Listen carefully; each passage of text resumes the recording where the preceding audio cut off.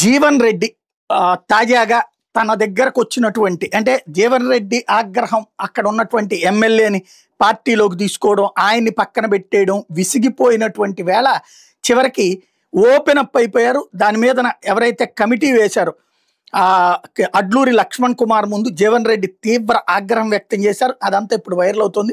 నన్ను హలాల్ చేసి రోజుకింత ఎందుకు చంపేస్తున్నారు అంటూ ఆవేదన వ్యక్తం చేశారు. బీఆర్పూర్ లక్ష్మీ నరసింహ స్వామి ఆలయ కమిటీ మీద తీవ్ర అసంతృప్తి వ్యక్తం చేశారు. కమిటీలు కాంట్రాక్టులు బీఆర్ఎస్ నుంచి వచ్చిన వాళ్ళకి ఇస్తున్నారని ఆగ్రహం వ్యక్తం చేశారు. ఇలా అయితే ఇంతకాలం పార్టీని నమ్ముకున్నటువంటి నాకేంటి ప్రయోజనం అన్నటువంటి విషయాన్ని నిలదీశారు. మేమేం వలసారులం కాదు, తాజాగా పార్టీలోకి చేరి పదవులు అనిపిస్తున్న వాళ్ళకేమో మీరు పెద్దపేట వేస్తున్నారు, మమ్మల్ని తొక్కేస్తున్నారు. మంత్రి శ్రీధర్బాబు అడ్లూరి అడ్డుకోపోతే ఆ రోజే కథ వేరుండేదంటూ అసహనం వ్యక్తం చేశారు. కాంగ్రెస్ కౌలుదారులం కాదు పట్టాదారులం అంటూ జీవన్ రెడ్డి చేసిన వ్యాఖ్యలతో అడ్లూరు లక్ష్మణ్ కుమార్ కంగారు పడాల్సి వచ్చిందనమాట.